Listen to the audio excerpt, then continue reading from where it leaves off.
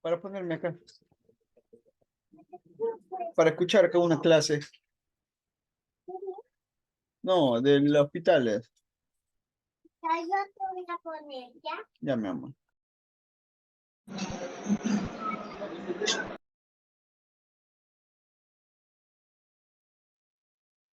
Buenas noches. Maki, estás usando la misma cuenta. Oh, lo siento. Ya voy a entrar de mi cuenta. No me acuerdo Porfis, gracias. Ya, ya he hecho.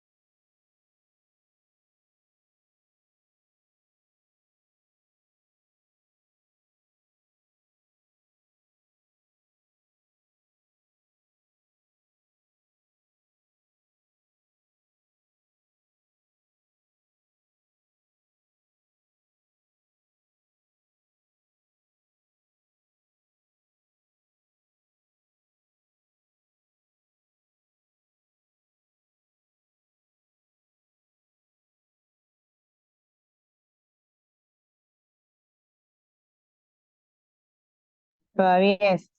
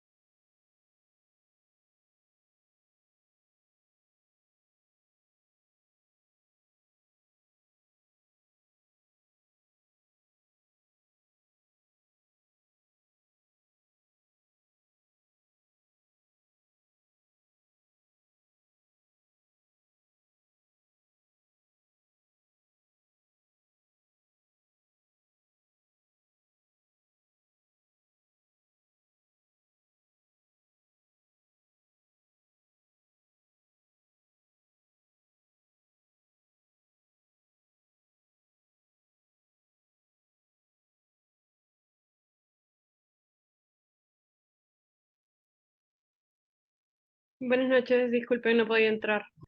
Eh, Voy a compartir pantalla.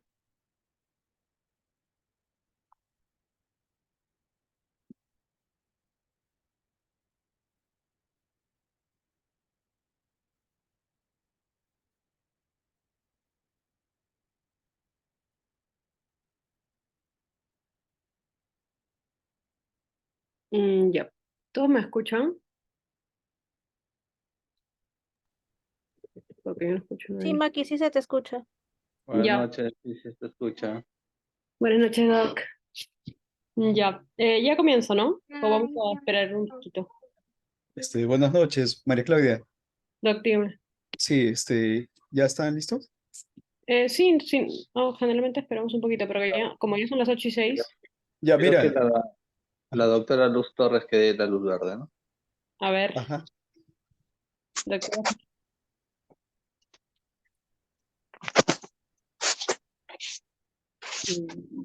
Buenas noches. Por favor, un par de minutitos más. Justo estoy terminando de escribir para el servicio para que terminen de conectarse y empezamos, ¿sí? Ya. 8:10. Faltan 4.000. Sí, por favor, ¿está bien, Abel? ¿Sí? ¿Están de acuerdo todos? Ya. Ya, doctora, no se preocupe. Ok, gracias.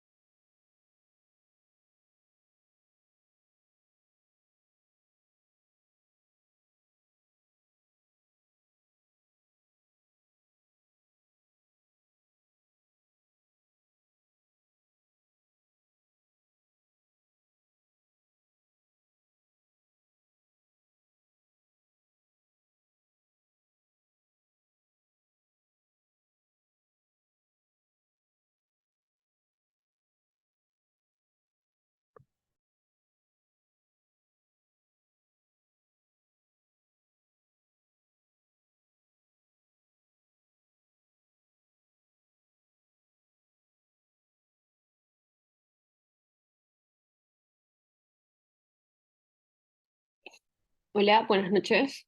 Creo que ya vamos comenzando. Mm, Buenas noches con todos. Sí, María Claudia, ya empezamos. Doctora. Ya, Gracias. a ver, Maki, un ratito. Bueno, buenas noches con todos.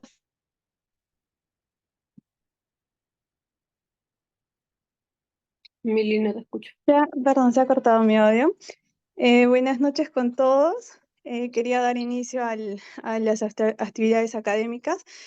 Buenas noches, doctora Torres, doctor Sánchez, doctor Martel, a todos los asistentes de pediatría, residentes. El día de hoy estamos retomando las actividades después de un tiempo. Y bueno, considero que debería ser así mes a mes, ¿no? Y seguir escogiendo un tema de interés entre todos nosotros para continuar con las dichas actividades. Asimismo, también quiero agradecer a la doctora Torres por retomar las actividades, también al doctor Martel por ser parte de la organización en general. Nos ha ayudado con todas las actividades que tenemos con los residentes y pues nos contagia esas ganas de querer seguir enseñando y aprendiendo. Y pues también quiero agradecer al doctor Sánchez por acompañarnos en esta ponencia. Para los que no lo conocen, el doctor Sánchez es médico intensivista, pediatra, ya con larga trayectoria en el Hospital Hipólito. El doctor también trabaja en el Hospital de Almenara, en el Instituto Nacional del Niño de San Borja. Ya lo van a conocer cuando roten ahí. Bueno, hoy día tenemos el tema de oxigenoterapia. Se va a tomar Vamos a enfocarnos en cánula de alto flujo en pediatría. Y bueno, Maki, María Claudia, residente de tercer año, que nos va a dar la exposición el día de hoy. Maki, puedes empezar, por favor. Ya, bueno, con suficiente preámbulo hecho Mili, como ya había mencionado, ¿no? El tema es oxigenoterapia por cánula de alto flujo en pediatría. Y bueno, pues comenzamos entonces. Ay, un ratito. Ya.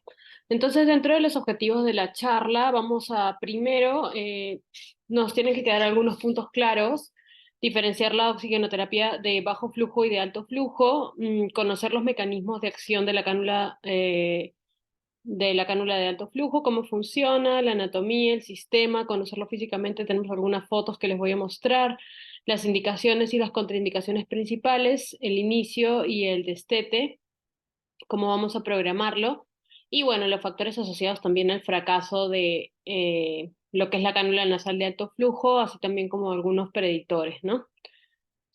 Mm, Ya, entonces, bueno, hablando de la oxigenoterapia principalmente, la insuficiencia respiratoria aguda es una patología que nosotros vemos frecuentemente en el servicio de emergencia, en hospitalización, o sea, está todo el tiempo con nosotros, ¿no? Entonces, muchas veces el manejo inicial es difícil por las amplias patologías que nos pueden generar, ¿no? Lo que es la dificultad respiratoria. Entonces, hay veces que cuando llegan a la emergencia, eh, el nivel de dificultad respiratoria, el grado, la severidad, puede asustarnos y algunos incluso pueden mandar de frente interconsulta para ventilación mecánica, ¿no? Ya sin hacer nada, solamente por la clínica, ¿no? Sin embargo, si bien sabemos que la ventilación mecánica invasiva salva vidas, ¿no? No podemos indicarla así por así o de frente, ¿no? Como todo proceso, como todo procedimiento, siempre va a tener, siempre va a tener riesgos y va a tener complicaciones, ¿no? Dentro de las primeras tenemos las infecciones intrahospitalarias, las lesiones de vía aérea, la injuria pulmonar, el incremento de la estancia hospitalaria y bueno, ya como otras complicaciones, por ejemplo, las que son secundarias a sedación, que son los pacientes que definitivamente tienen que estar en un inicio bajo sedación para acoplarse, etc.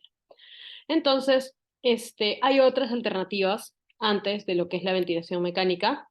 Tenemos la cánula de alto flujo, bueno, aparte de lo que es la oxigenoterapia de bajo flujo, ¿no? La cánula de alto flujo y, bueno, la ventilación mecánica, perdón, la ventilación no invasiva, ¿no? Entonces, sin embargo, bueno, no tenemos ventilación no invasiva en nuestro hospital, o bueno, para nuestros pacientes pediátricos en verdad, pero tenemos cánula de alto flujo, entonces lo ideal es saber cuándo utilizarla, cuáles son los pacientes que se van a beneficiar con este tipo de oxigenoterapia y cuándo también no va a ser suficiente la oxigenoterapia por cánula de alto flujo y ya van a requerir otro tipo de mecanismos, ¿no? Entonces, dentro de lo que es la oxigenoterapia, tenemos la convencional o la estándar. Ahí he puesto algunas fotos que, bueno, ya claramente todos estamos muy familiarizados con esto. Tenemos la cánula binasal simple, la máscara de reservorio, y también tenemos, bueno, Venturi, que no lo he puesto ahí, que nos da cierto grado de alto flujo, nos da alto flujo, en verdad. Entonces, la oxigenoterapia estándar está definida principalmente por dar un flujo menos de 2 litros por minuto y nos da el aire frío y, bueno, húmedo. Entonces, el problema con este tipo de oxigenoterapia convencional es que no se va a conocer la cantidad exacta de oxígeno que brinda el flujo de oxígeno, ¿no? ¿Por qué? Porque principalmente, por ejemplo, cuando nosotros ponemos una cánula nasal simple, este aire va a depender, o sea, el flujo de oxígeno que nosotros le demos al paciente va a depender del ambiente y también va a depender del flujo pico inspiratorio generado por el esfuerzo respiratorio del paciente, ¿no? Entonces, el FIO nunca va a ser exacto, a diferencia de la cánula de alto flujo. La cánula de alto flujo va a dar aire caliente, aire húmedo, que va a ser con ayuda del blender, no es blended, que va a mezclar, ¿no? Lo que es el oxígeno y el aire fresco. Se va a caracterizar por dar un flujo más de 2 litros por minuto. Puede dar un flujo de 2 a 70 litros. Y bueno, siempre va a dar un FiO2 exacto, más una presión, pero la presión va a ser mínima, ¿no? Entonces, eso no se va a contar, va a ser principalmente para lo que son ventilación no invasiva, que sí es donde vamos a poder regular lo que es la presión, ¿no? Entonces, la cánula de alto flujo va a tener 4 principios. Primero, que va a ser un sistema abierto, en el que tiene que existir una fuga en la cánula, es decir, al momento que nosotros elijamos el PRON, este PRON no debe ocupar, no debe ocupar más del 50% de la fosa nasal. Hay algunas bibliografías que he leído que habla del 75% también, pero la mayoría dice que es más del 50%.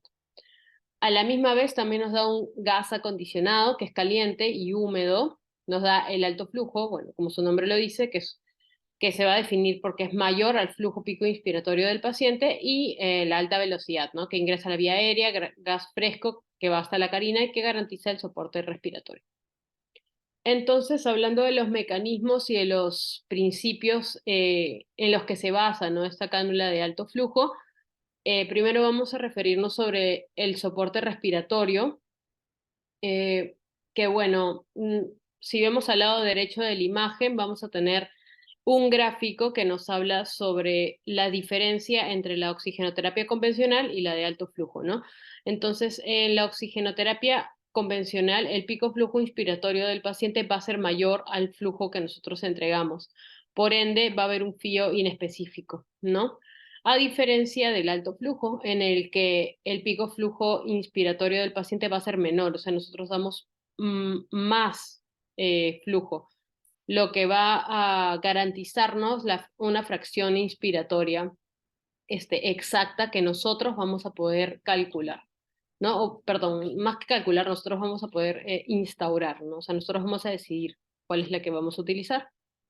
Entonces, eso es lo más importante de este sistema dentro de todo. Ahora, antes, generaciones antiguas, por ejemplo, ponían las dosis a 2 litros por kilo por minuto en algunos ventiladores, pero era simplemente para tratar de igualar a los picos máximos inspiratorios, pero por el tipo de dispositivo no se podía saber exactamente. Entonces, este artículo, aparte de eso, menciona algo muy general, que es sobre cómo le vamos a administrar este flujo al paciente, pero ya luego lo vamos a hablar con mejor, bueno, con más artículos, ¿no? Entonces, otro de los principios es el incremento del volumen pulmonar al final de la expiración. Bueno, esto generalmente se va a dar por el primer principio que ya hemos hablado, pues, ¿no? Que va a ser un incremento de lo que son, o o sea, el incremento del volumen pulmonar se va a medir con la impedancia eléctrica y va a generarme todo lo que es la relación con los cambios de volumen pulmonar, ¿no? También va a tener la disminución de la resistencia de la vía aérea superior, es decir, como ya estamos dando un mayor flujo, el flujo inspiratorio va a ser mayor y va a vencer a la resistencia, disminuyendo a la misma vez el trabajo ventilatorio. Ahora hay que tener en cuenta también de que la nariz y todo lo que son las vías respiratorias altas van a tener la mayor resistencia en este caso, ¿no? Sin embargo, las vías respiratorias altas, o sea, la nariz va a estar compuesta por mucosa y esta es una vía aérea que no va a generar tanta resistencia al momento de la entrada del aire, ¿no? Este es el washout del espacio muerto anatómico. Para explicarlo de manera un poco más simple, cuando nosotros hacemos una respiración normal, siempre en la nasofaringe, que es acá en la parte verde, va a quedar un poco de CO2 al final de la expiración. O sea, acá va a ser como un almacén del CO2. Entonces, en la siguiente inspiración, lo primero que vamos a hacer es reinhalar ese CO2 que está almacenado aquí y eso va a reducir la eficiencia del intercambio gaseoso, ¿no? En cambio, en la respiración de un paciente con CAF, lo que vamos a tener es que este almacén de CO2 va a disminuir, prácticamente va a ser nulo.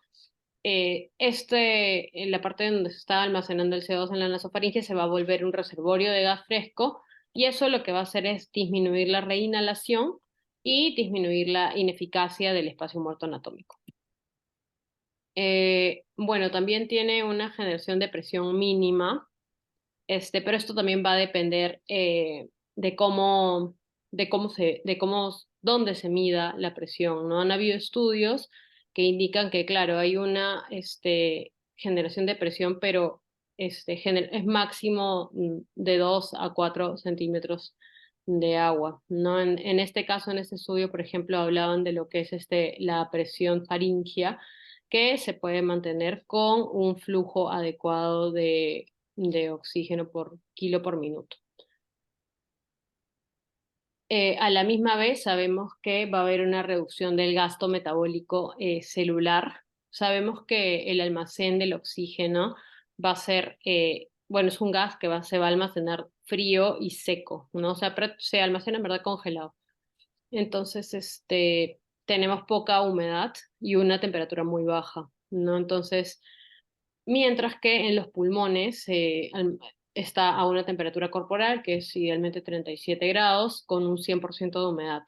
Entonces, nuestro cuerpo para calentar este aire generalmente gasta, ¿no? 40 kilojoules kilo día.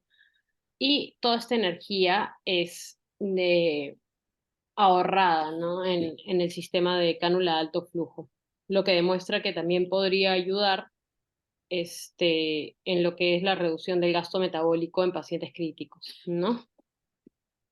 Ahora, para nosotros hablar de lo que es la anatomía de la cánula de alto flujo, tenemos ciertos elementos esenciales, ¿no? Lo que vamos a tener es una fuente de oxígeno presurizado más un aire regulado por un blender, ¿no? Un blender es un mezclador que va a ayudar a mezclar lo que es el aire ambiental con el gas. A la misma vez vamos a tener un reservorio de agua estéril más un humidificador. Este reservorio va a estar sobre un plato de aluminio que va a calentar y va a mantener una temperatura del agua. Y bueno, claramente también tenemos que tener un circuito cerrado que va a mantener la temperatura y la humidificación. Y por último, la interfase no oclusiva o el PRON nasal, que vamos a conversar ya luego, ¿no? Entonces, este es un sistema artesanal. He puesto 3 sistemas. Dentro de este sistema artesanal, prácticamente los 3 van a tener lo mismo, pero en diferente forma o diferente método, ¿no? Esto es un poquito más simple.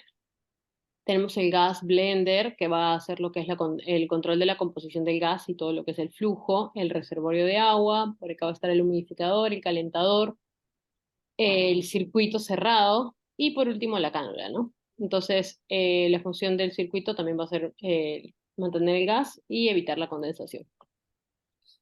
Este que sí hay en el hospital, pero no le he podido tomar foto, es el Herbo 2. Ya, ese es un poquito más sofisticado. Claramente vamos a ver que tiene una consola digital acá a este nivel, en donde nosotros vamos a ser los que vamos a programar el flujo y vamos a programar la temperatura. El flujo, el frío y la temperatura, ¿no? Entonces, igual va a tener los mismos mecanismos, ¿no? Tiene que tener una cámara humidificadora, tiene que tener el circuito de los corrugados. En este caso va a tener, estos circuitos de corrugados van a tener un sensor de temperatura, y bueno, la consola digital, ¿no? Entonces, el oxígeno suplementario se va a mezclar en el circuito y va a ser regulado por un flujómetro externo. Y que es otro que, bueno, es un poquito más sofisticado, no lo tenemos en el hospital, pero igual es bueno tener el conocimiento, que ya es un dispositivo que viene con un sistema de humidificación, que se usa con un cartucho de fibra desechable, ¿no? El cartucho va a variar la cantidad de flujo que va a dar tanto para recién nacidos como infantes, como para niños y para adultos. Y acá también se puede programar la temperatura, el frío y el flujo. Y bueno, este cartucho es desechable. Lo que decía la bibliografía es que puede durar generalmente un mes y bueno, es de uso personal. Y para entender un poquito, este es un corte transversal de cartucho, ¿no? En donde va a entrar el gas respirado y acá a la misma vez se va a calentar. Va a entrar el aire, el agua caliente para calentarlo y por otro lado va a salir. Entonces, bueno, ya una vez que conocemos el dispositivo, tenemos que saber qué tipo de cánula le vamos a poner a nuestro paciente. Entonces, este artículo, por ejemplo, me habla del tamaño de las cánulas. Es una revisión clínica que establece algunas tallas en cuanto al peso y también en cuanto a la edad, más o menos, ¿no? Entonces, nosotros las que tenemos en el hospital son las Fisher y podemos darnos cuenta que acá con eso sencillamente podemos ver de acuerdo al peso del paciente cuántos litros me va a dar la cánula. Eso es algo que voy a hacer bastante hincapié porque cuando nosotros damos o sea, le ponemos una talla de cánula al paciente, tenemos que saber que hay un máximo de litros que va a dar por minuto. Es decir, si nosotros le queremos poner una cánula S, por ejemplo, y le queremos dar 10 litros, eso no va a pasar. El sistema se va a bloquear y no va a funcionar, que me parece que ya ha pasado antes, entonces es para hacer hincapié en eso. Ya, entonces, de acuerdo a la cantidad, a la talla, va a ser la cantidad de litros que va a dar, ¿ok? Y eso se va a basar también en el peso. Entonces, nosotros generalmente lo que usamos, obviamente neonatos, infantes, no, la verdad es que no usamos tanto, a veces tenemos las pediátricas o si no, la small de adultos, ¿no? Y cuando ya estamos hablando de niños más grandes, incluso podemos usar la M. Estos son los tipos de cánulas que tenemos. Ya, hoy día el doctor me dijo que habían los 3 tipos, entonces ya, pues esta es la que yo conocía, pero esta es prácticamente la neonatal, por así decirlo, es la del pajarito. Acá hay otro tipo y esta es, bueno, otra marca. Y hoy día, de hecho, buscamos una y era distinta. Entonces, generalmente en el empaque viene la cantidad de litros máximos que va a dar. Ya, pero hay algunos empaques, me parece que es esta, que no viene la cantidad de flujo. Entonces, simplemente eso se puede buscar rápidamente en internet, se busca la hoja, la ficha técnica, y ahí me va a decir cuánto flujo, cuántos litros como máximo me va a dar. Esta es de la marca Fisher también. Generalmente nosotros usamos estas, pues, ¿no? La de infante o la pediátrica.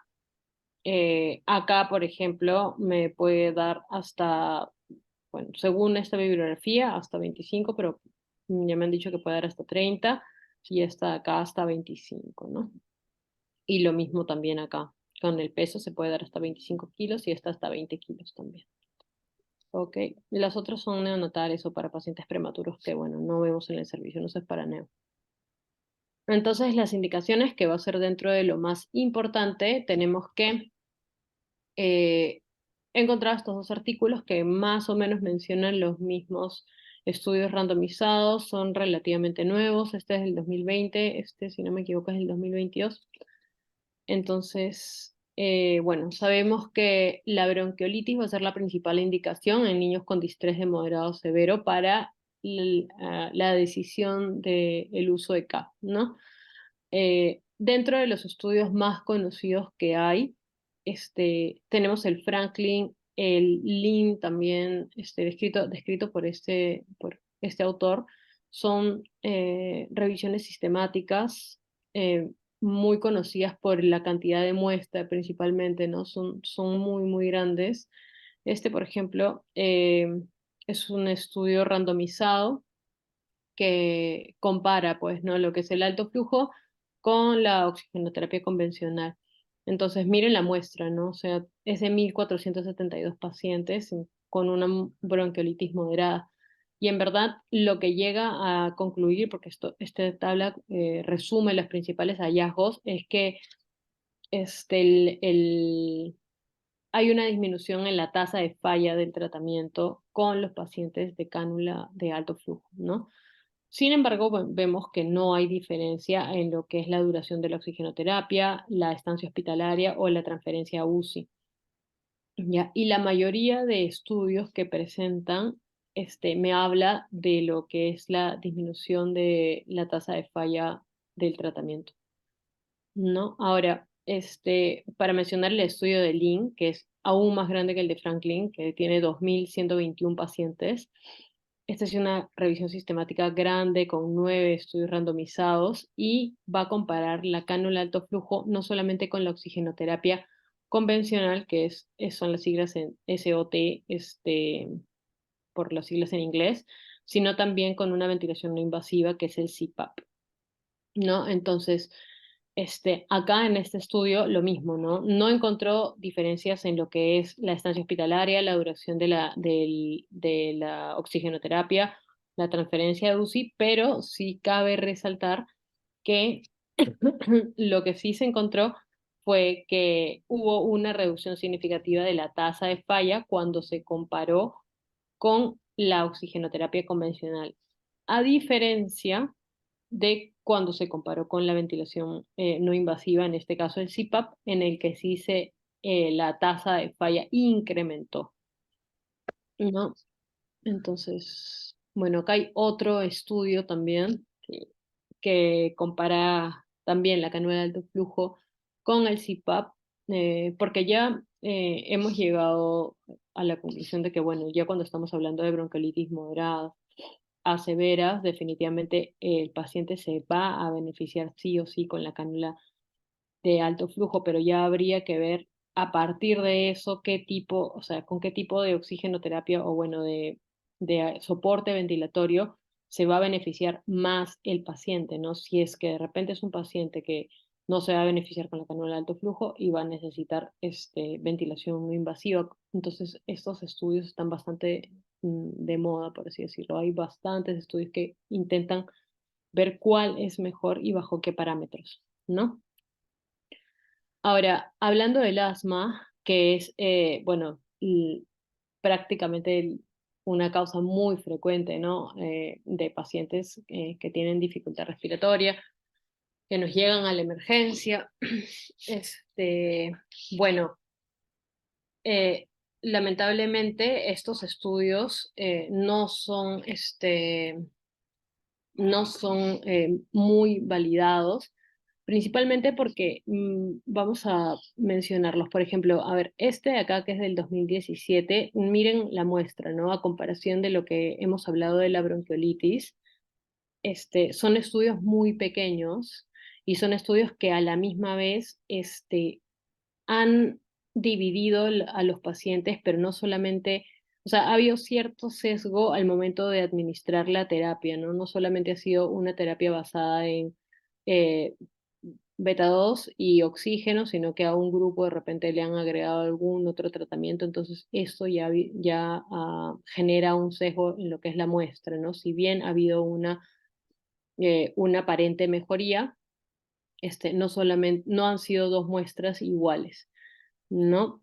Entonces, para el asma, en verdad, también, ¿no? Por ejemplo, el Ballestero tiene una muestra muy pequeña, no es extrapolable, y lamentablemente todavía no hay, hay evidencia científica, pero es muy limitada.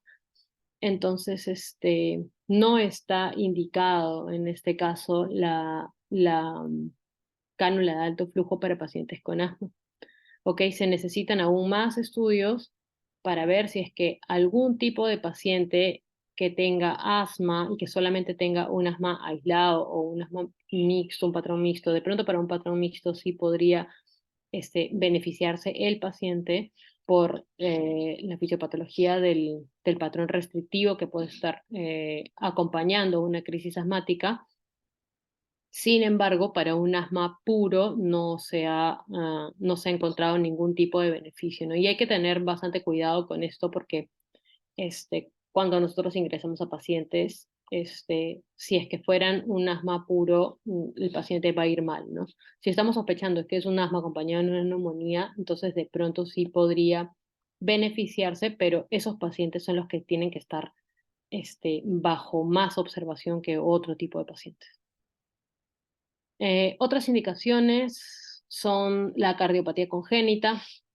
Ya estos estudios también son pequeños, pero sí han demostrado cierta eficiencia. Ya por ejemplo, compara lo que es la cánula de alto flujo con la ventilación no invasiva. En este caso, por ejemplo, lo que hacemos es darle mucho más flujo al paciente. Sabemos que algunos cardiópatas no van a ser dependientes de FIO, en algunas cardiopatías no van a ser dependientes de FIO, entonces nosotros al aumentar el FIO en verdad no estamos beneficiando al paciente, pero sí al aumentar el flujo. Entonces, en este estudio, por ejemplo, se encontró que había una disminución de la frecuencia de la intubación en el grupo de la cánula de alto flujo en un 3% versus a un 26%. Otra conclusión fue que había una disminución en la estancia hospitalaria en el grupo de la cánula de alto flujo, 10 días versus 17 días, que bueno, es una semana, ¿no?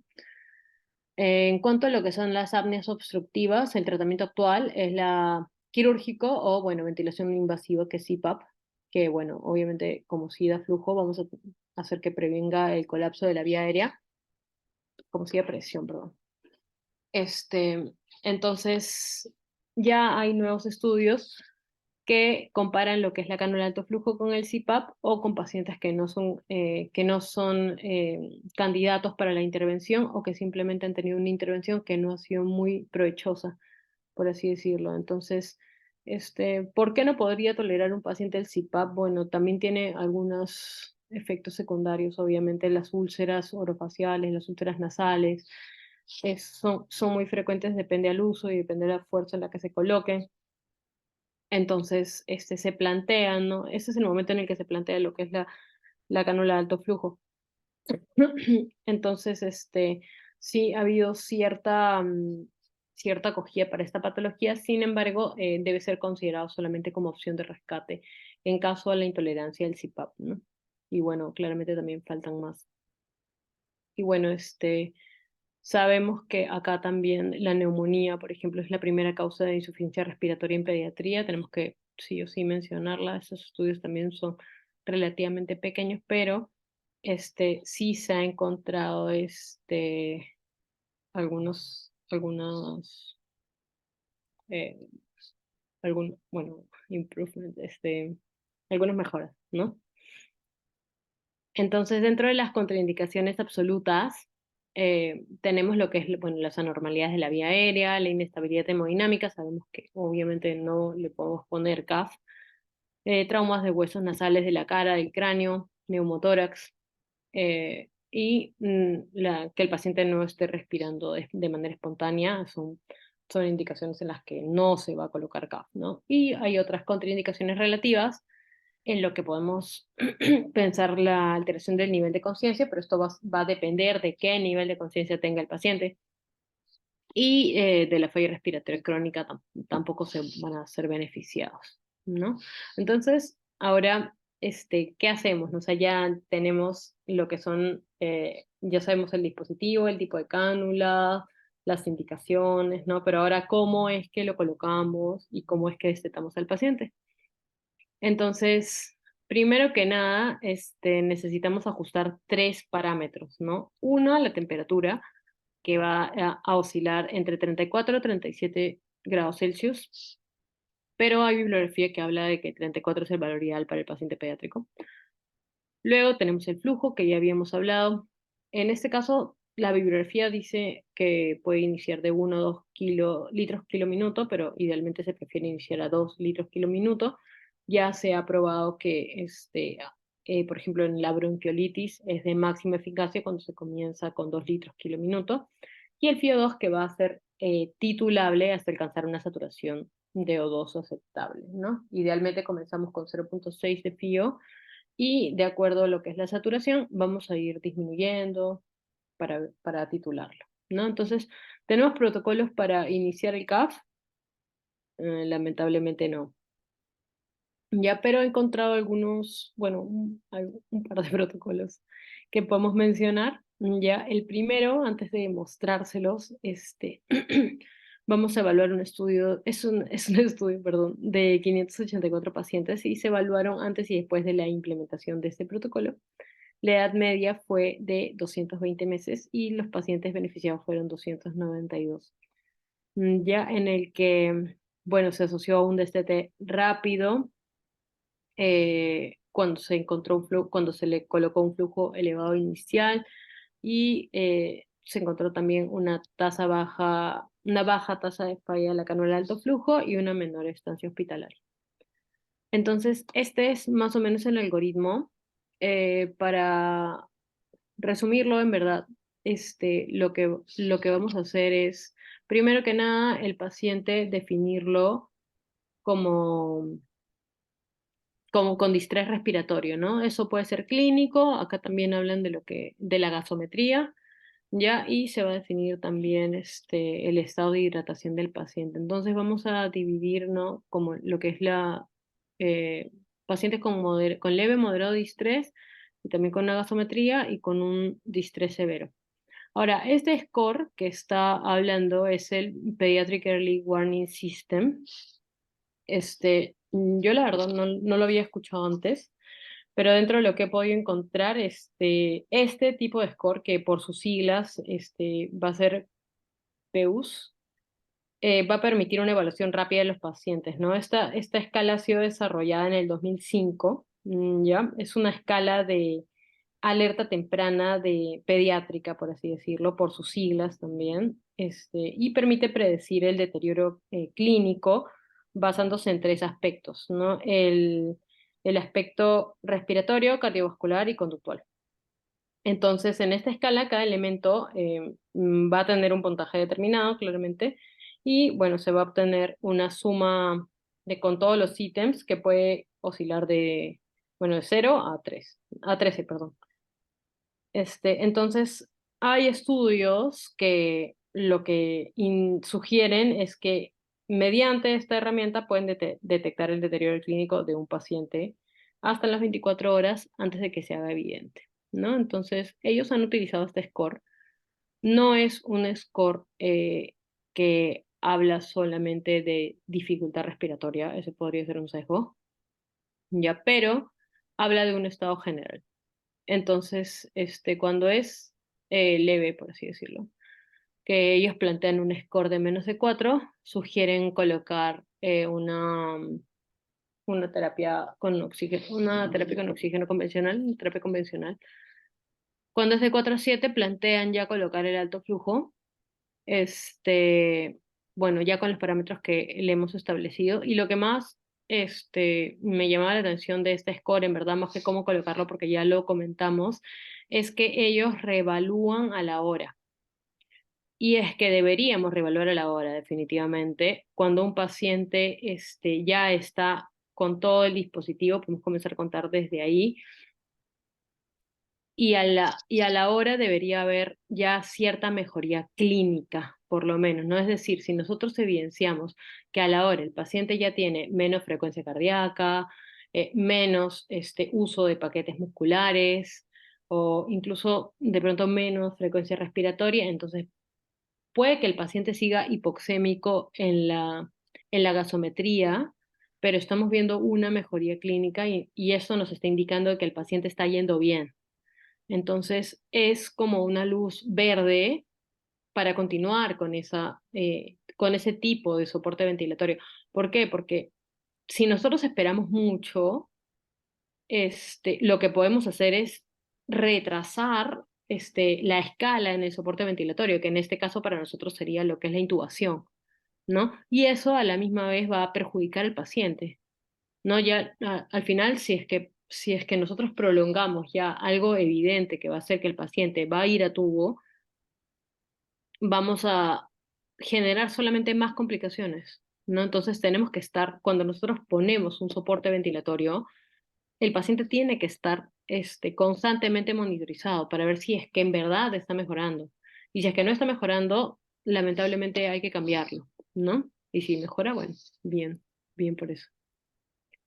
El destete, lo que dicen en este paper, es que, dicho sea, bueno, perdón. Ya, el destete nos habla de que, bueno, el paciente tiene que estar estable por 24 horas, disminuyendo el fío y luego este es otro artículo que también habla de los mismos inicios, ¿no?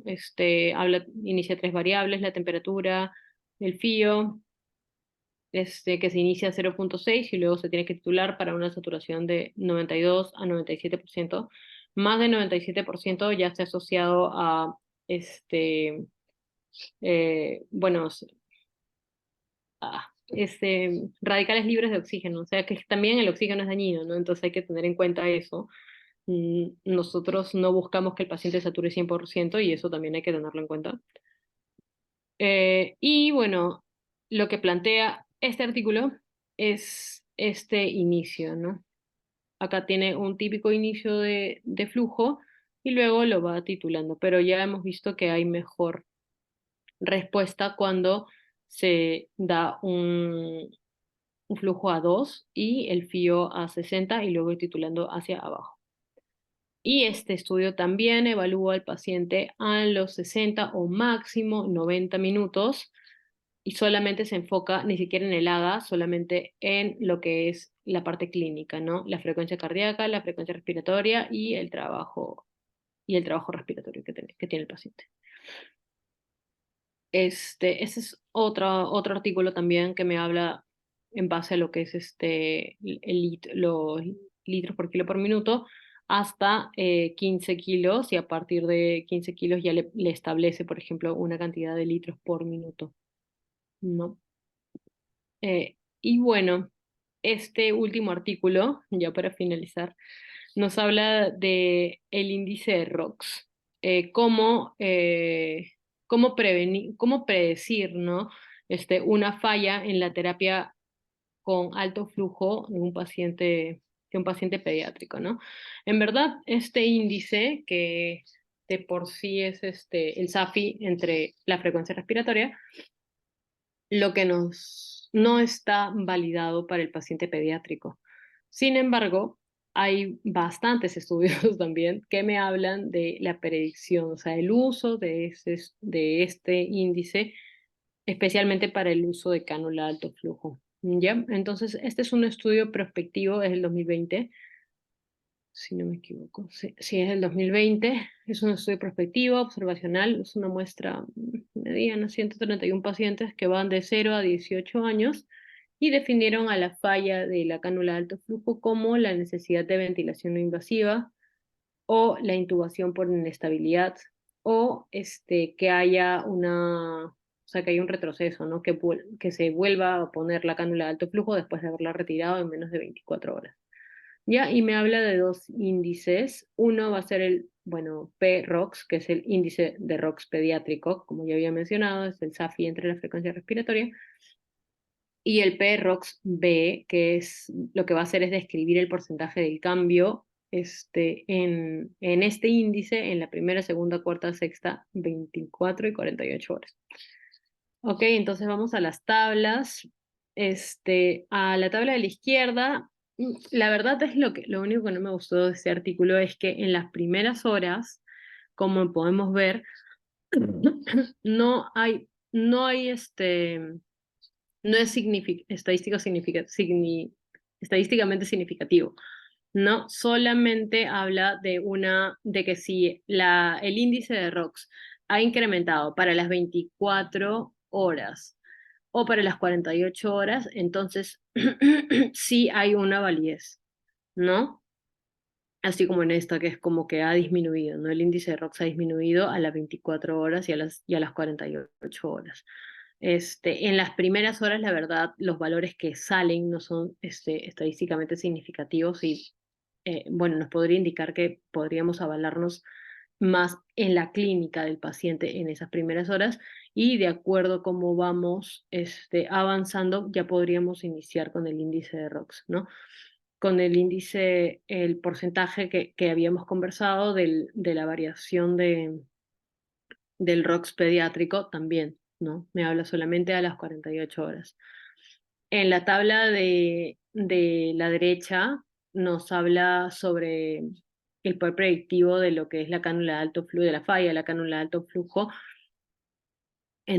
también con el índice, ¿no? Entonces acá, por ejemplo, tenemos que el mejor cut-off que tiene el índice de ROX pediátrico es a las 24 horas, que me indica una sensibilidad de 86% y una especificidad del 79%, ¿no? Y lo mismo pasa más o menos a las 24 horas con el porcentaje del ROX-B, ¿ya?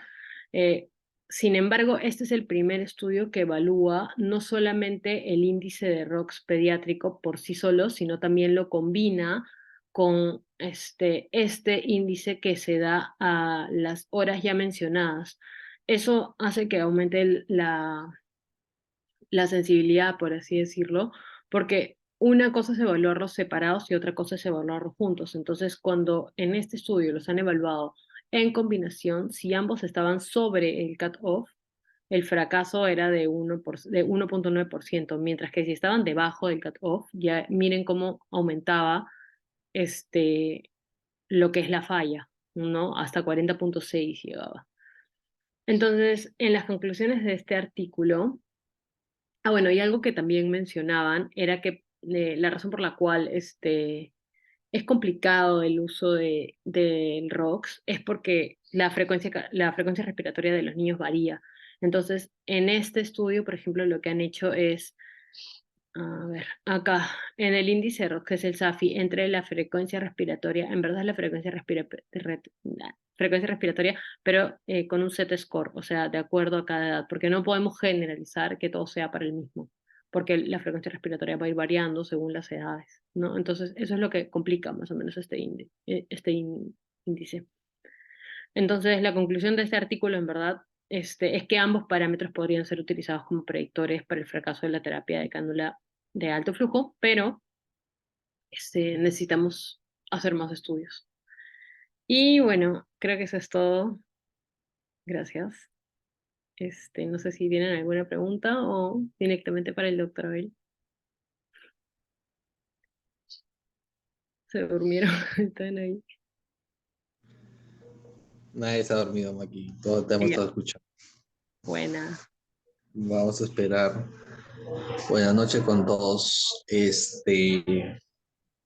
Creo que el tema tratado por Maki es un tema muy, muy interesante, muy importante. Ya estudiado y aplicado hace muchos años, pero en estos últimos 3 años, pues, he entrado en boga por la pandemia, ¿no? Que se ha difundido mucho más. Creo que la explicación fisiológica y la parte fisiopatológica se clara, ¿no? Antes de comentar algo, ¿alguien tiene alguna pregunta, alguna consulta?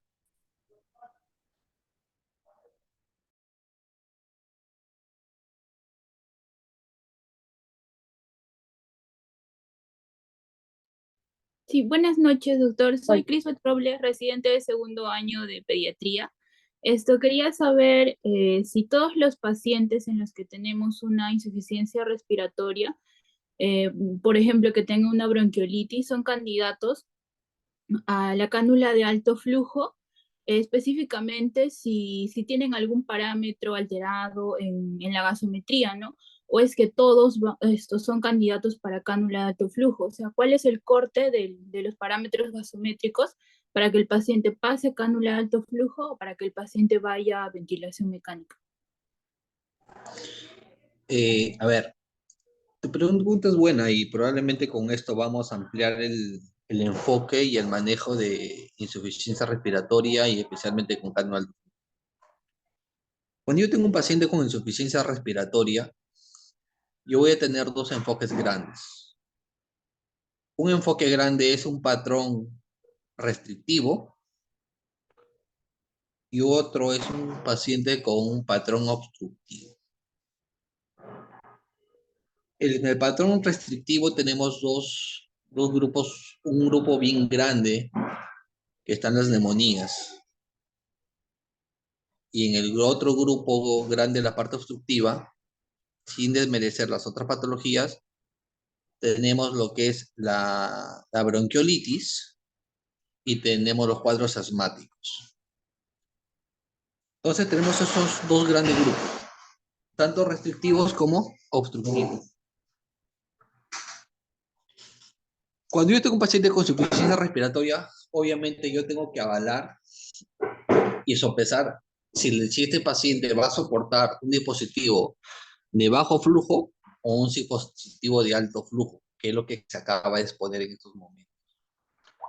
Si yo tengo un paciente con insuficiencia respiratoria ocasionado por cualquiera de estas que acabo de mencionar y solamente con un dispositivo de bajo flujo, llámese máscara de reservorio, cánula binasal, cualquiera de ellas, y el paciente mejora, entonces yo no tendría por qué escalar alguna otra terapia, siempre y cuando, pues, si el paciente, la frecuencia cardíaca cayó un 20%, 20 a 25%, la frecuencia respiratoria mejoró, disminuyó el uso de paquetes accesorios, la saturación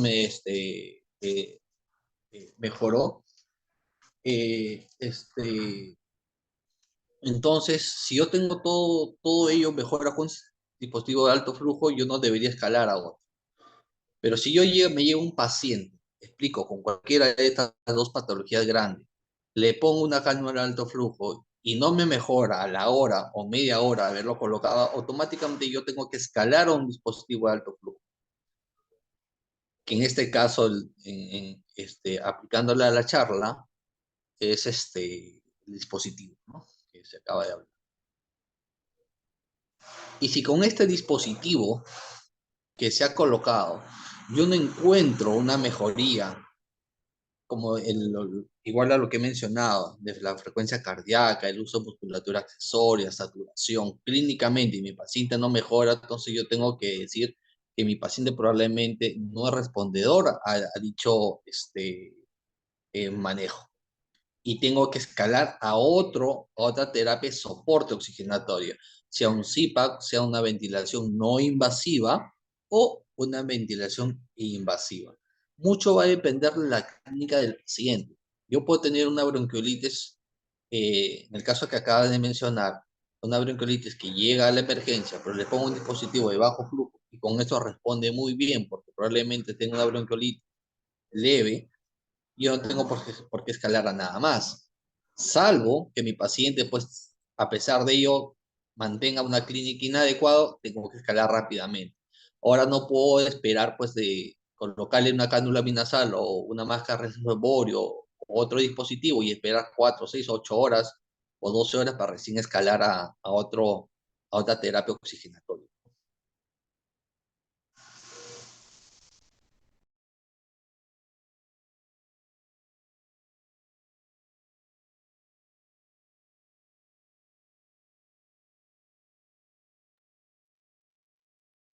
Cris, ¿te quedó claro? Sí, doctor, ¿Pregunta? gracias. ¿Ya? ¿Alguien más tiene alguna pregunta? No. Ampliando lo que ha mencionado Maki, es ¿Cuándo yo colocar una cánula de alto flujo, no? Primero las indicaciones. Si bien es cierto, pues, y puede llegar un paciente en falla respiratoria, yo tengo que evaluar rápidamente si mi paciente requiere una cánula, ¿qué dispositivo primero voy a usar?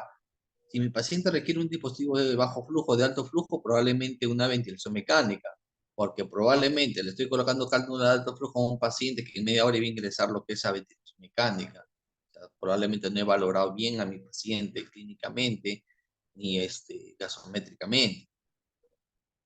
Y la cánula de alto flujo, sus indicaciones en otros países, llámese la parte europea o yéndonos a América, Norteamérica, su primer uso fue para usarlo lo que es en la unidad de cuidados, o mejor dicho, en hospitalización.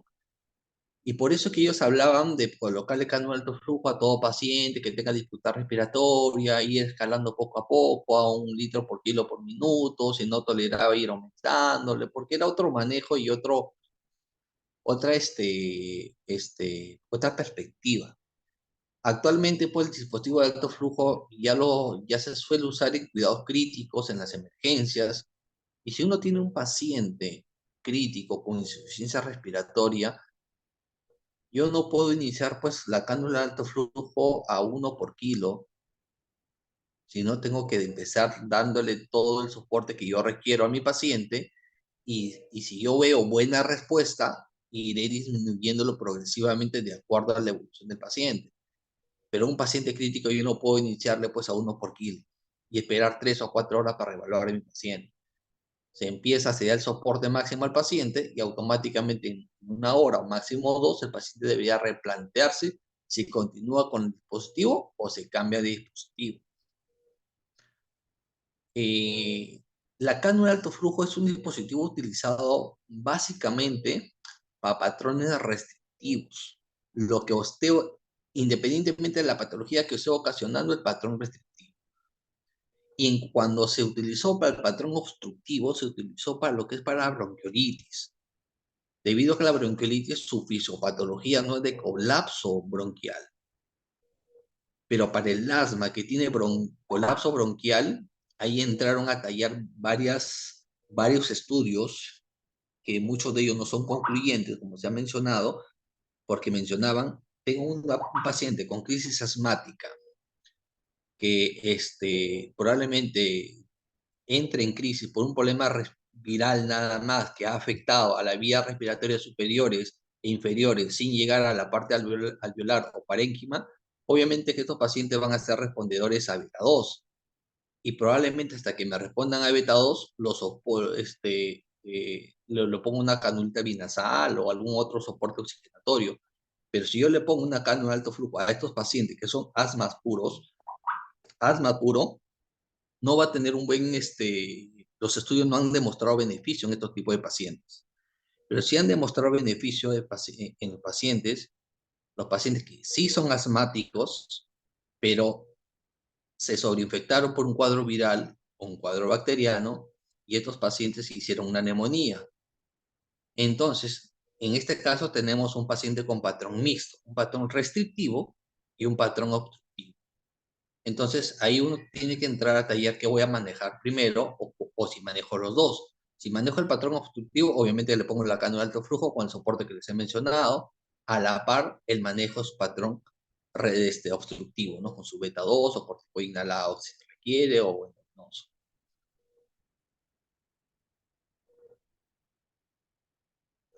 Y lo otro que había mencionado, Maki, es en cuanto al, al flujo que se tiene que dar a los pacientes. Hay que tener bastante cuidado, porque los dispositivos, las cánulas, las interfaces están hechas para un flujo determinado, debido a que el flujo que tiene que ingresar a la persona, al paciente, tiene que ser un flujo laminar, no un flujo turbulento. A veces tenemos dispositivos que el máximo para colocarle es 15 litros o 20 litros y le están colocando flujos, pues el doble, le están colocando 25 o 30 flujos a un dispositivo que no está hecho para ello. Y lo que va a ocasionar es un flujo turbulento. Y la máquina le va a sonar, no va a funcionar, y obviamente no le va a llegar el flujo adecuado al paciente, va a ser una mala terapia.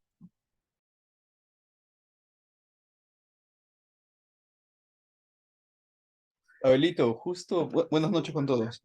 Justo eso de ahí, era lo que te quería pedir que aclares, ¿no? Y bueno, ya lo has hecho. Lo que pasa que, como saben, lo que es el alto flujo es relativamente nuevo para nosotros, pues, ¿no? Como dice Abel, el tiempo de la pandemia es que se ha empezado a difundir más entre nosotros. Si bien es cierto que inicialmente estaba, ¿no? Limitado, por así decirlo, a lo de la UCI, porque tenemos ventiladores que tienen terapia de oxígeno y con la cual podemos administrar el alto flujo. Para lo que era sala de hospitalización o intermedios, no habían los equipos hasta que llegaron los Airo con la pandemia. Ya no tenemos, lastimosamente, los equipos de Airo, ¿no? Pero de todos modos, bueno, nos han dicho de que van a traer otros equipos y esos con sus respectivas cánulas. El tema nace básicamente ¿no? Para despejar varias dudas de las que tenemos. Si bien es cierto que el alto flujo se usa en lo que es bastante, en lo que es UCI y en lugares críticos, con el tiempo se ha visto, como dice Abel, que se está usando en salas comunes de pediatría, se usa en la emergencia también. Hay varios estudios que te hablan de la efectividad, como ha presentado María Claudia, acerca de la efectividad ¿no? Desde el uso ya desde emergencia en el paciente que está con un cuadro de dificultad respiratoria. Entonces, en realidad el alto flujo es fácil de aplicar, ¿no? Y se tolera o es bien tolerada por la mayoría de los pacientes. Sin embargo, hay algunos que por ahí de repente tienen algún poco de molestias, están algo irritables, ¿no? El flujo les molesta, ¿no? Y sobre todo los más pequeñitos. En esos, de repente se le podría ayudar con algo de sedación, ¿no? Pero son casos excepcionales. La mayoría tolera bastante bien el alto flujo. Ahora, como ya mencionaron, hay parámetros para empezar. El FIO2 primero hasta 60, ¿no? El flujo que tiene que ser a 2 por kilo, ¿no? La temperatura graduable entre 34 a 37 grados, ¿no? Entonces, básicamente, si tienes un paciente con dificultad respiratoria, inicias con todos esos parámetros, le das con todo, por así decirlo. Y luego vas a ir titulando de acuerdo a cómo vaya evolucionando el paciente. Entonces, debemos saber, ¿no? Los que hacemos intermedios, los que hacemos emergencia, y si tenemos la oportunidad de usar el alto flujo desde la emergencia, deberíamos ya solicitarlo para poder usarlo. Entonces, debemos saber con qué parámetros iniciamos y cómo vamos a ir valorando al paciente en el tiempo. Entonces, también es importante saber el tipo de cánula que vamos a usar, los flujos que se programan, las cánulas, o el flujo que te va a soportar cada cánula, ¿no? A diferencia del árbol que teníamos el equipo y tenía la cánula que era para ese equipo, no había muchas dificultades como para poder acoplarlo, ¿no? Con el equipo que tenemos que nos manda emergencia, no tenemos las cánulas de por sí. A veces tenemos que acoplar las cánulas que no le corresponde al paciente y las enfermeras, en el afán de ayudar y de hacer algo por el paciente, tratan de como sea, traen conectores, ¿no? Que no corresponden al equipo en sí, conectores para el sistema ¿no? Del corrugado, para conectar la cánula, y eso, como dice Abel, también repercute en el flujo que se está administrando. Entonces, hay que tener en cuenta todos esos detalles para ver, o no, o en el momento en que nos suena alguna alarma de repente. Algo que sí, de repente, quería preguntarte, Abel, ¿no? Y es, creo que la duda de todos también, ¿no? Cuando nosotros empezamos, como te digo, ¿no? Damos lo máximo, por así decirlo, ¿no? Con el FIO2, con el flujo.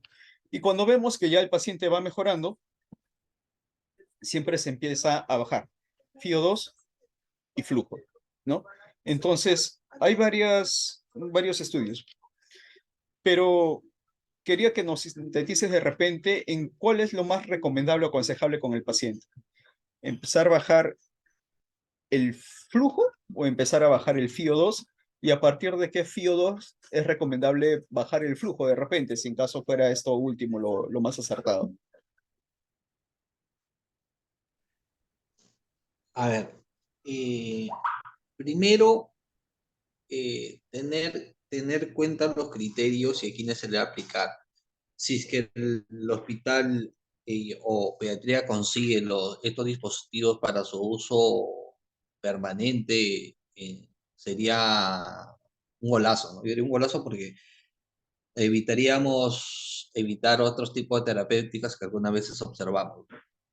Y la cánula de alto flujo le daría ese soporte. Y recordar que el dispositivo de alto flujo es un dispositivo al cual tiene que ser reevaluado rápidamente dentro de las 2 o 3 horas. No esperar que el paciente llegue con este dispositivo y esperar pues 8 o 10 horas y esperar llamar a la UCI para intubar al paciente o viceversa, ¿no? Lo ven con dificultad respiratoria y no inician no le colocan este dispositivo. Este dispositivo, una vez que es colocado, lo ideal, Carlos, hay otros estudios que hablan, pues si bien es cierto, el tope es 2 por kilo, pero se ha visto que también en algunos pacientes que tienen básicamente este patrón restrictivo se puede llegar a usar hasta 3 por kilo. Recordar que el dispositivo de alto flujo nos ocasiona lo que es el mismo flujo que ingresa a lo que es al sistema respiratorio, va a ocasionar lo que es una presión que puede ser variable en los pacientes, dependiendo del tipo de paciente, dependiendo eh, este, el, el flujo que se haya colocado, puede generar presiones de 2, de 3, ¿no? Más aún, en Europa hay dispositivos de alto flujo valvulados. Pero una vez que se coloca este dispositivo de alto flujo, yo tengo que valorar a mi paciente clínicamente. El gran error de muchas personas es colocarle, por ejemplo, un flujo a 60 y a 3 por kilo a los pacientes. Lo ve que mejora y a las 2 o 4 horas lo están bajando. Eso es desconocer la evolución natural de la enfermedad. Un paciente cuando tiene una neumonía viral o bacteriana tiene lo que es una evolución natural. Y la evolución natural normalmente es una campana de Gauss que va a empezar y vaya a seguir ascendiendo, ascendiendo. Y probablemente en la cúpula, en la me de esta campana de Gauss, el paciente se soporte simplemente con cánula alto flujo y no requiera otro dispositivo. Pero muchas veces el paciente está en el tercer día de su cuadro respiratorio y le bajan rápidamente el flujo. Obviamente que el médico que va a llegar lo va a encontrar pues desacoplado, mal y le va a volver a subir. Entonces, primero hay que tener en cuenta la evolución natural y de los procesos respiratorios. Y lo ideal cuando tenemos un paciente con flujo menor a 60 y tengo un flujo a 3 por kilo, lo ideal en este momento es bajar flujo. Primero se trata de bajar flujo por lo menos hasta 2 por kilo. Una vez que tengamos 2 por kilo y frío a 60 o menor a ello, la finalidad de colocar el alto flujo es administrar una adecuada fracción inspiratoria de oxígeno. Entonces, si mi paciente está saturando bien, su patrón respiratorio está bien, lo que yo tengo que hacer con mi paciente es ir bajando frío. Pero el frío no se baja de 10 en 10, ni 15 en 15, ni 20 en 20. Yo lo puedo bajar el frío en 5. Si está en 60, lo bajo a 55, pero lo sigo soportando con 20, a 2 por kilo. Imagínense que el paciente pesa 10 kilos, le han puesto 20 litros. Le han puesto 20 litros, está con flujo en 60. Satura muy bien mi paciente. Obviamente, después de 12 horas o 24 horas, bajo el frío a 55, lo sigo manteniendo con 20. Veo que satura muy bien mi paciente, estoy soportando con el flujo, porque es lo que requiere el paciente para respirar. ¿Qué hago luego? Bajo flujo. Bajo frío, bajo flujo. Pero no es que yo tenga un paciente con 60 de frío y si este paciente pesa 10 kilos y lo tenga con flujo de 10, que es darle a 1 por kilo, o sea, no guarda relación. Lo ideal en este tipo de paciente es bajar frío y flujo a la vez. Si me dices cuál de los dos, lo ideal sería bajar primero el frío. Si tengo un frío que está superando mayor a 50, es mejor bajar la fracción inspiratoria de oxígeno. Ahora, si tengo una fracción inspiratoria de oxígeno menor a 40 y un flujo alto, obviamente lo que tengo que bajar primero es flujo. Todo va a depender de qué, cuánto tenga yo fracción inspiratoria de oxígeno.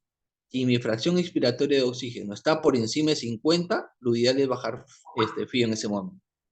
Pero si yo tengo mi fracción expiratoria de oxígeno de 30, 50, 40 más o menos, voy bajando flujo, ¿no?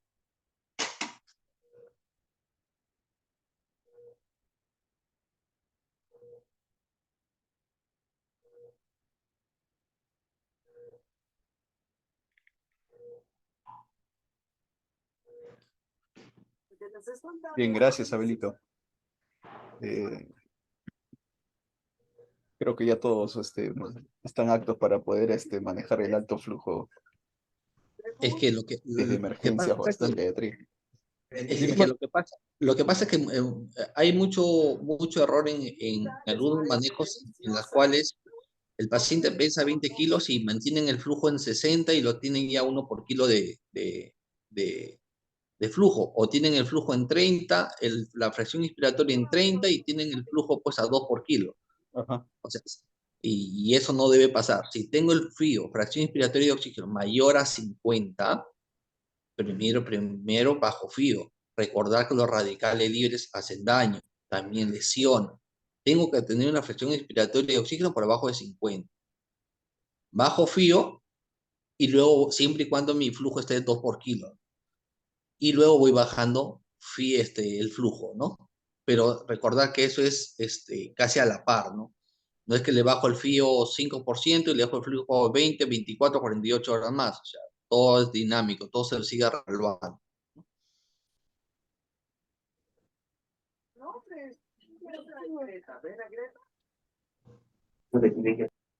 Doctor, una pregunta Bueno, más. Ay, perdón.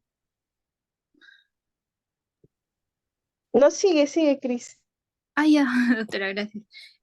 Cuando yo voy titulando el FIO y el flujo y saco un AGA, por ejemplo, ¿qué debo esperar en el AGA para poder modificar estos parámetros? ¿O es que solo me baso en la clínica que tiene el paciente, en la mejoría clínica que tiene?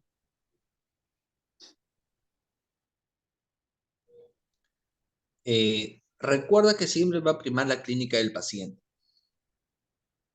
O sea, lo que tú esperas al colocar un dispositivo de alto flujo, primero, tú puedes medir el manejo de un dispositivo de alto flujo con solamente usar el SAFI, nada más, y ver tendencia.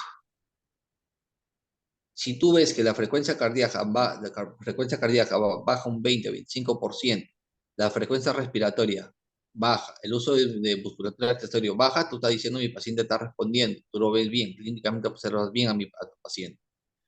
Pero si tú le colocas la cánula alto flujo a tu paciente y tu paciente lo ves que sigue taquicárdico, sigue con uso de musculatura accesoria, le tomas una gasometría a tu paciente y ves lo que es un PAFI bajo, una gradiente alveolar arterial que esté en ascenso, obviamente tu paciente probablemente esté en fracaso. Por eso la revelación se da entre la hora y las 2 horas. Y inmediatamente debería pasar a otro tipo de soporte oxigenatorio.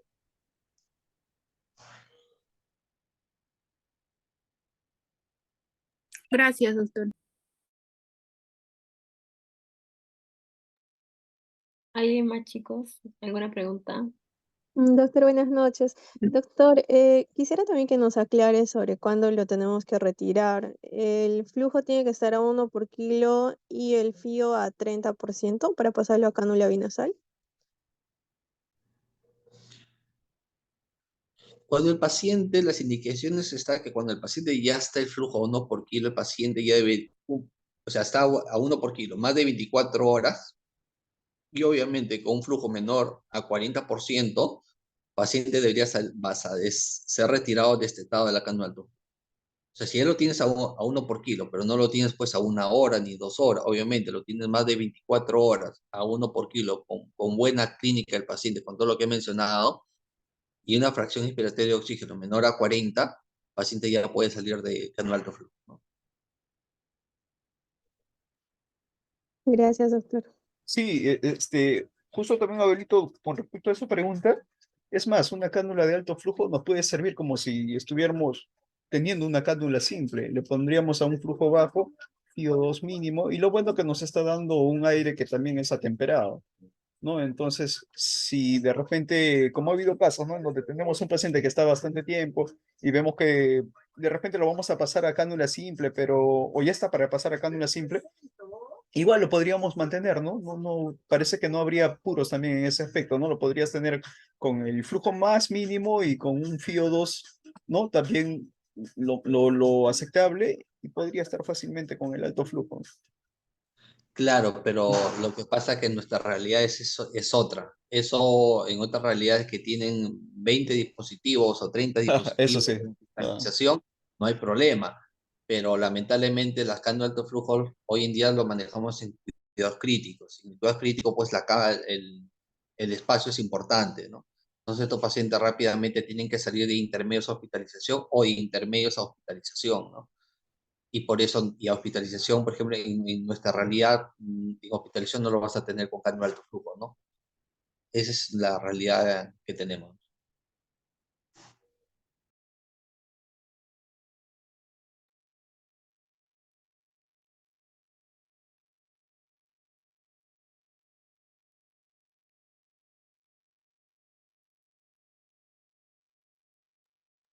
¿Alguien más Buenas quiere? noches con todos. Sí, una última consulta o pregunta. Bueno, primero felicitar pues no a María Claudia por la exposición. Ha sido bastante didáctica, actualizada con bastantes artículos. Y bueno, para mencionar, y ahí va pues no la consulta, pues no Maki ha mostrado muchos artículos, investigaciones, pues no que demuestran que el sistema de alto flujo, y en este caso, pues no la cánula de alto flujo, tiene bastante eficacia cuando tiene un inicio de flujo con 2 litros por kilo. Entonces, la pregunta o la consulta es, eh, ¿qué es lo que ha demostrado o cómo se ha demostrado que la cánula de alto flujo funciona adecuadamente con 2 litros? O sea, ¿por qué se inicia con 2 litros y por qué no a 1.5? ¿Por qué no a 3 o a 4? O sea, ¿por qué se inicia con 2 litros? O sea, ¿cuál es el mecanismo de la cánula para, pues, no que para que dé esa eficacia, pues, ¿no? En los cuadros de insuficiencia respiratoria, pues, ¿no? Sobre todo en las bronquiolitis. Bueno, que pues no se ha demostrado que es muy efectivo, pues, ¿no? Con las iras tipo 1, no con las que son tipo 2, pues, ¿no? Entonces, eso ya se ha, pues, no investigado y hay muchos artículos que demuestran, pues, no esa eficacia con la insuficiencia respiratoria tipo 1, pero ¿por qué se inicia con 2 litros? O sea, ¿cuál es el mecanismo? Y otra, o, otra cosa, pues no, mencionar básicamente, yo sé que es como complicado, pues no, en los niños, sobre todo cuando están pues no irritables, ingresan a intermedios y el paciente pues está solo, no está con la mamá, entonces lloran y lloran. Y al llorar, pues no, el niño, pues no mantiene, pues no, también la boquita abierta. Entonces, también, pues no se ha visto, que pues hay mayor pues no efectividad pues no cuando el paciente pues tiene pues no la boca que está cerrada, o sea, hay una mayor efectividad y eso garantiza que también lleguen pues no los 2 litros por kilo que uno pues no lo programa. Entonces, básicamente esa es la pregunta, pues no, ¿cuál es el mecanismo y por qué es que se inicia pues no con los 2 litros y no con otra cantidad de litros en aquellos pacientes pues, que están con alto flujo? María Claudia, creo que es una pregunta dirigida a tu persona o la respondo yo. Doc. No, mejor usted para que sea Tú, totalmente la- claro, pero sí, tú, sí tú, la tú lo sé. has, tú lo has leído y me has expuesto hoy día. Tú puedes hacerlo, dilo. Ya bueno, igual yo lo había mencionado. Está por aquí. Este, no, ya, Doc. Bueno, la razón por la cual se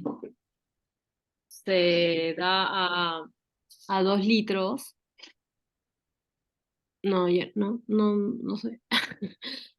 Sí, no sabe, está bloqueada. A ver, hay que entender que flujo es igual a volumen en un tiempo determinado. Entonces, ¿qué quiere decir? Que la persona, cuando tiene lo que es una patología respiratoria, nosotros en estado basal, un promedio de 500 litros por cada respiración que tenemos, el volumen corriente o el volumen ideal, es un promedio. Pero si tenemos un proceso patológico que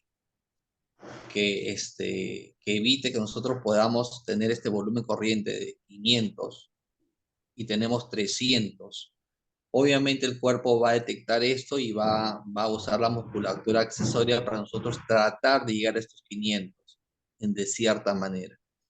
Por eso es que nosotros, en un paciente con insuficiencia respiratoria, hace lo que es tiraje, ¿no? Trata de compensar este volumen corriente para llegar a un volumen minuto determinado. Y este es un volumen. Cuando nosotros ponemos el dispositivo de alto flujo, el flujo a 1 litro por kilo, el flujo que va a ingresar al paciente va a ser y por ende un volumen, el volumen va a ser obviamente y lógicamente inferior a si le doy 2 por kilo. Y recordar que al yo ingresar más volumen, este volumen ingresado y o flujo ingresado al sistema respiratorio va a generar una presión determinada. Y al generar esta presión determinada va a tener cierto confort en el paciente que no llega a obtener su volumen corriente por la patología que le esté produciendo.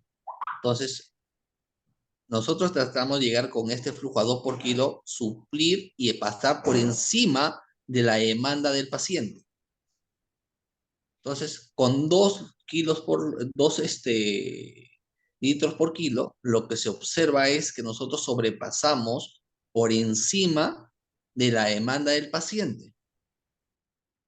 Y a la vez me va a generar una presión determinada en las vías respiratorias, por lo que ya María Claudia había explicado. Esa es la finalidad.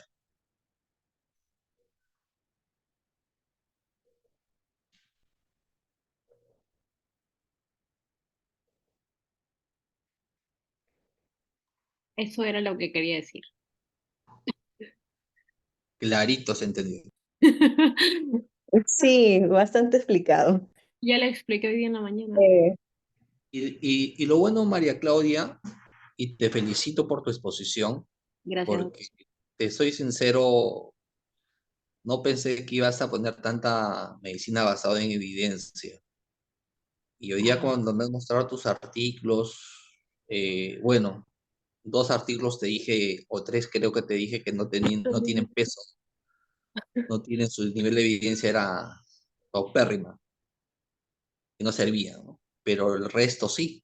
Y eso es bueno, porque hoy en día debemos hacer medicina basada en evidencia y no medicina basada en experiencia. Como yo siempre he dicho, todo está escrito, todo está en la literatura, ¿no? Y por eso te felicito por tu ardua búsqueda de información. Gracias, doctor. Gracias. Bueno, si nadie más, si alguien tiene otra Me parece súper, bastante explicado. Y sí, pues básicamente esa pues no es la razón por la que se utiliza el 2 litros por kilo. Sin embargo, hay artículos también que han demostrado, no son muchos los estudios, pero que no, que han demostrado que no hay diferencia en la eficacia en utilizar a 3 litros por kilo con 2 litros por kilo, porque ya con los 2 litros que ya pues no, el doctor ha mencionado, ya nosotros estamos dándole un volumen mayor del que pues no requiere pues no el paciente. y con eso ya estamos garantizando esa presión y es por ello que la cánula de alto flujo es un dispositivo que también pues no da una presión al final de la expiración, que es el PEP, ¿no? Por eso es que también es uno de los oxigenoterapias buenos que nos apoyan pues no en esos cuadros de insuficiencia respiratoria, pero no hay artículos que no demuestran que pues no los 3 litros sea superior a los 2 litros por kilo. Y pues no, como ya se ha mencionado también anteriormente, pues no, los cuadros respiratorios tienen pues no una evolución que pues no al principio van en subida y luego pues no como que tienen una meseta y luego van bajando. Entonces, muchas veces, y ha pasado no solamente pues no en el Hipólito, sino también en otras instituciones que pues no, a veces se coloca a 3 litros por kilo, pues no, tratando de que no, el paciente no llegue hacia otro tipo de ventilación, ya sea no invasiva o ya intubación, pero muchas veces eso también hace un retraso en el manejo, pues no, entonces eso también, pues no, para mencionar que no es que pues no los 3 litros estén por encima de los 2 litros, o sea, si también puede tolerar el paciente porque hay muchos factores que influyen, pues no hay muchos niños que no toleran, pues no, la cantidad de flujo que llega hacia, pues no, hacia la vía aérea superior y se lo sacan, están constantemente sacándoselo, entonces no se va a hacer muy efectivo, pues, ¿no? Eso, nada más para mencionar. Acá hay algo que sí probablemente voy a tener un poco este, eh, de discrepar probablemente, es que casi todos los estudios que se han hecho de terapia de altos flujos han sido en emergencias y hospitalizaciones, no en cuidados críticos. Y por eso que los estudios que se han hecho en hospitalización y en emergencia, y los estudios que se hacen en cuidados críticos son estudios más pequeños, y por ende no hay no muchos están validados. Pero lo que se han hecho en emergencia y hospitalización, siempre los estudios han mencionado que no, que más de 2 kilos por litro no se ha visto mayor beneficio en ellos, ¿no?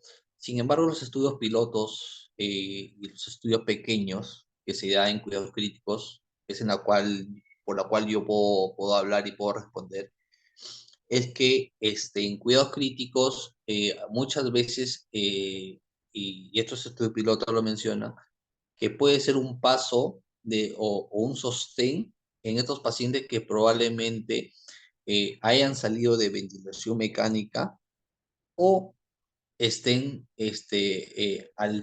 propensos a ingresar a ventilación mecánica. Y si bien es cierto, como les acabo de mencionar, no es que yo le ponga una cánula de alto flujo, estoy hablando en cuidados críticos, sea intermedios o sea UCI, que yo le ponga a un paciente 3 por kilo, si mi paciente, obviamente son menores de 20 kilos, no los que pesan, por ejemplo, 40 kilos, no le van a dar 120, por si acaso, aclarando ello, de repente eso no me he pesado. Tengo un paciente, pues, pequeño, y le voy a dar de 2 a 3. Cuando hablamos de 2 a 3, le puede dar 2, 2.5, 2.2, 2.3, 2.4. Lo que tú le vayas a dar en ese rango por encima de 2, tiene que ser revaluado rápidamente a la hora o 2 horas. El gran problema es que nosotros le colocamos, por ejemplo, a un paciente que pesa 10 kilos, está en cuidados críticos y probablemente me puede claudicar y lo pongo a 30 litros. No significa que yo lo voy a dejar a 30 litros y lo voy a dejar hasta mañana. O sea, 12 horas, 12 horas, 24 horas. Obviamente, yo le pongo 30 litros y a la hora estoy evaluando si hay respuesta o no respuesta al paciente. Si yo no veo si hay respuesta, obviamente en uno de los críticos hago el escalón rápido. Pero los estudios pequeños que hay, que son limitados, como los has mencionado, que es esos estudios limitados pequeños en cuidados críticos, no te descarta y tampoco te lo acepta. O sea, mucho te menciona y te menciona que necesita mayor estudios para aceptarlo o rechazarlo. Entonces ahí viene la parte del médico, ¿no? En ese momento, ¿qué hacer? Le doy un soporte de 3 por kilo o 2,5 por kilo a mi paciente, a no intubarlo y lo revalúo a la hora. Si respondió, bacán. Si no responde a la hora, lo meto a ventilación mecánica, o sea, estás a pie de cama del paciente.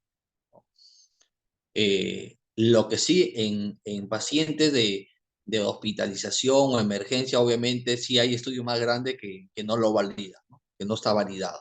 Eso sí es contundente.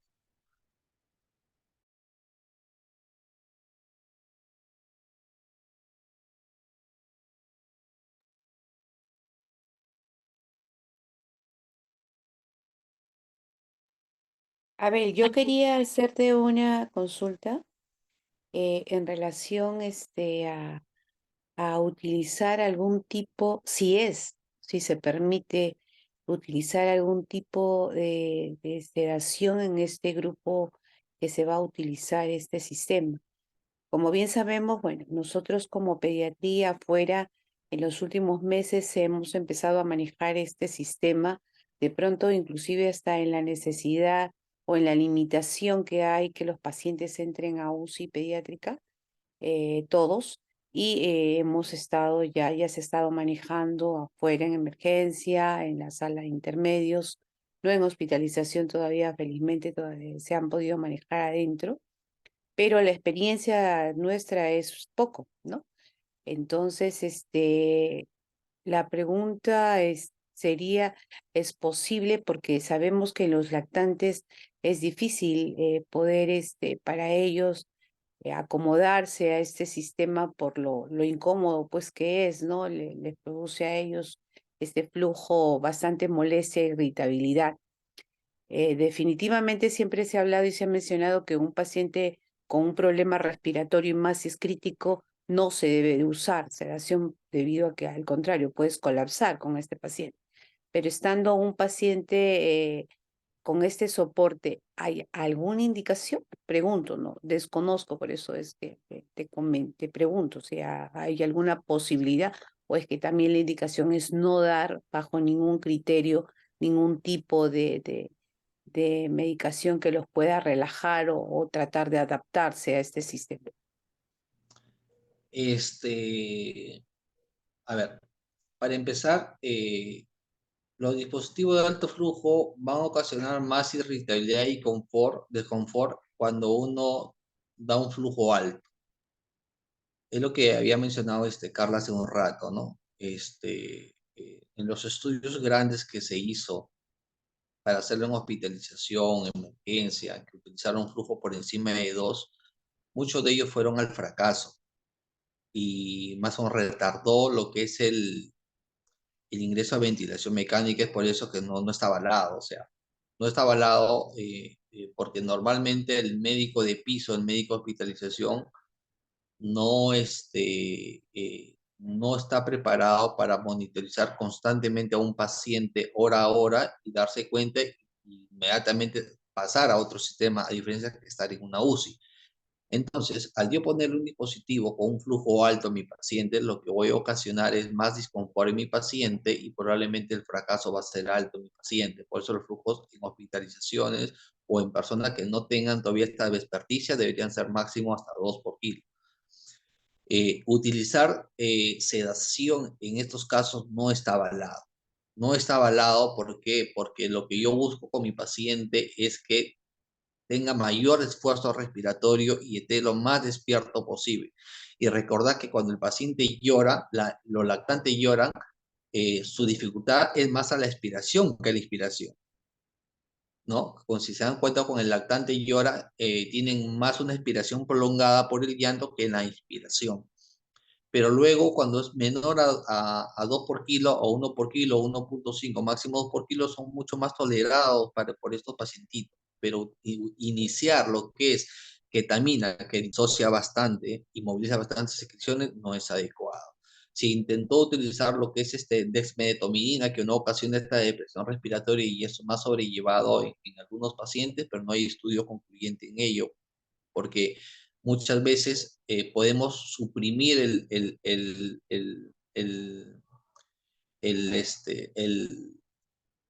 ¿cómo se llama?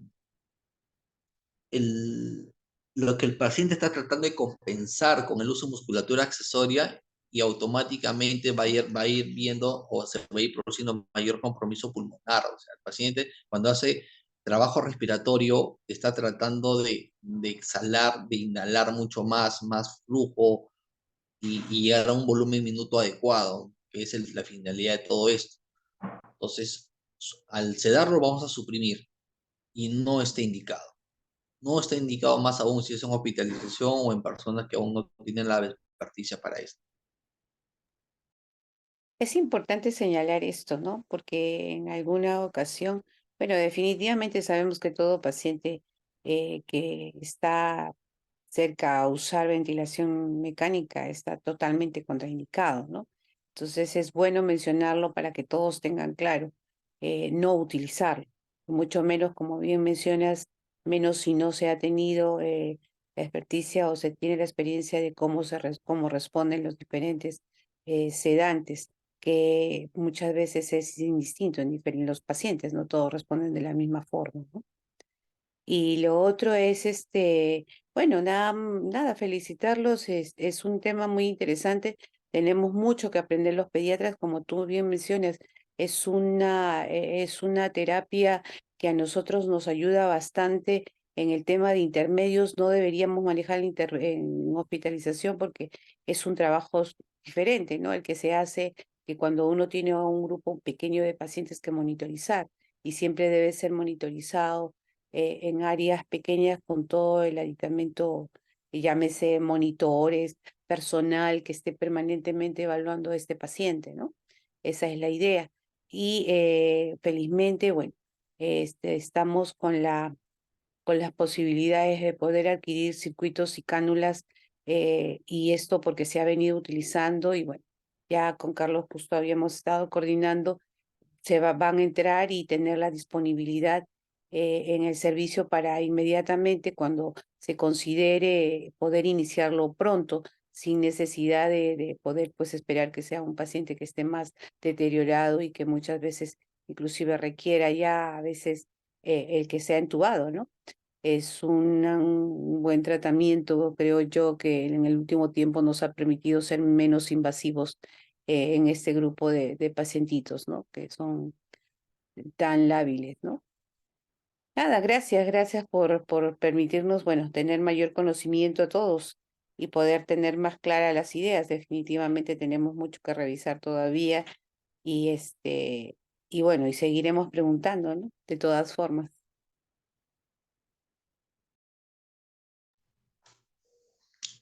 Sí, doctor, es un tema que está en boga, es para seguir especializándonos, agarrando más experticia. Y que la verdad que cuando uno tiene más experticia, uno poco a poco ya se va volviendo automático, ¿no? Este ingresa, no ingresa, acá no alto flujo, esto ya fracasó, y rápidamente hay que pasarlo a otro sistema, ¿no? Eh, pero como siendo puntual, la recomendación que yo daría es que al menos en hospitalización no pasen de una fracción inspiratoria mayor a 60. Si pasan una fracción inspiratoria mayor a 60, ese paciente ya fracasó, no le estén dando vuelta.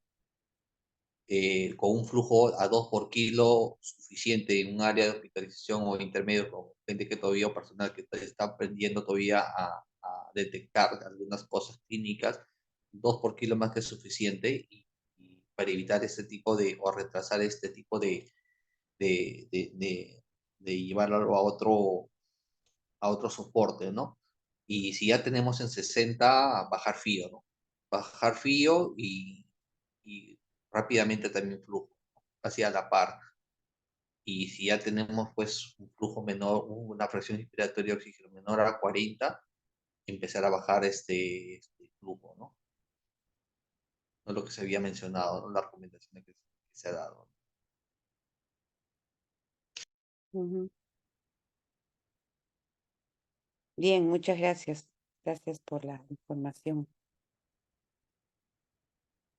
Doctora, gracias. Gracias a ustedes. Ya. Eh, creo que ya no hay más preguntas. Todo ha quedado claro. Bueno, no todo claro porque hay mucho que aprender todavía, María Claudia, pero nos has explicado bastante El claro inicio. muchas cosas, muchos puntos, igualmente Abel, ¿no? Y bueno, continuar con ello. Ya, Gracias. ya, Ujú. claro. Bueno, agradecerle al doctor Abel por acompañarnos, a todos los asistentes que han apoyado también y que han dado bueno, que nos han apoyado, ¿no? con el conocimiento, la experiencia, etcétera. Y bueno, ya nos volveremos a encontrar en otra expo. Y también gracias al doctor Martel por estar impulsándonos, ¿no? A continuar con las actividades académicas por siempre. Gracias. Sí, Gracias, Carlitos. Gracias, Abel. Gracias a todos por participar hoy día. Hola, Gracias, gracias a todos también. ya. Chao. Buenas noches. Chao, ya nos vemos.